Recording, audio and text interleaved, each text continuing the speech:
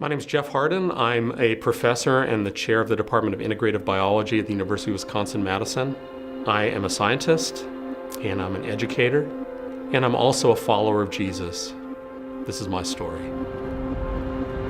I was born in Milwaukee, but when I was 4, we moved away to the Washington, D.C. area. That's where I grew up.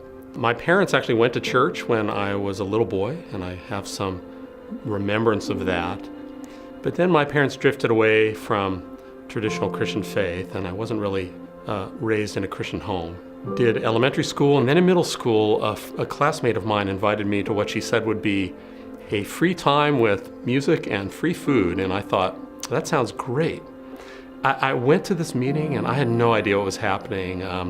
There was a person up front talking about things I'd never experienced before, telling me that I needed to come forward and make a decision for Christ. And I looked around and people were doing that right and left of me. And I thought, well, I better do that too. But I didn't really know what I was doing. Then I went back several months later, and that's when something different happened.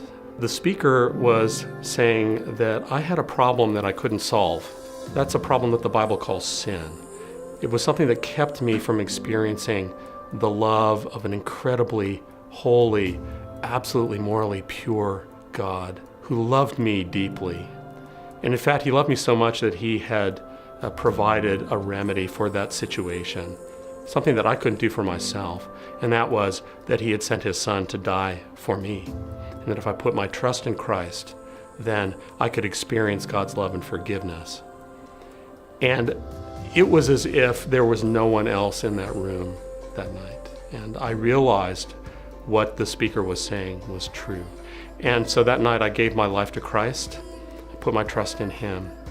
And my life was different after that. There were things that immediately changed about my life, even in middle school. Then at the end of high school, I went to Michigan State, and there I experienced what many college students experience. My spiritual life completely bottomed out. Partway through my sophomore year, I came to a crisis point.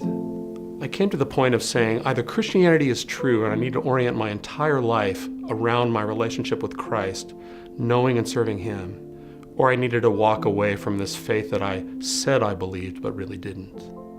And at that point I knew Christianity is true. It is the truth. Jesus himself is the way, the truth, and the life. And I needed to orient my whole life around that. And that launched me for the rest of my life.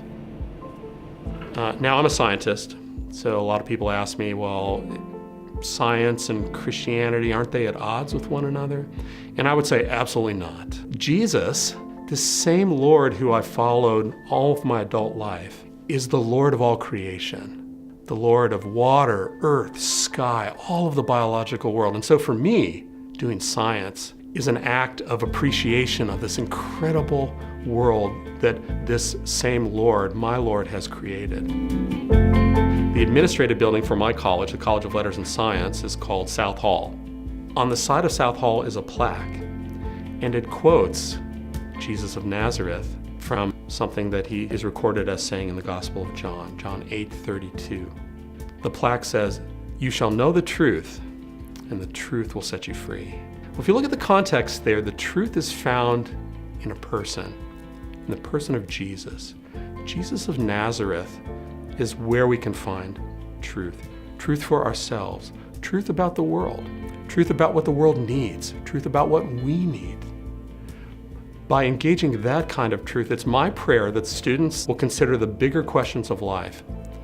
And those bigger questions of life ultimately find their answer in Jesus.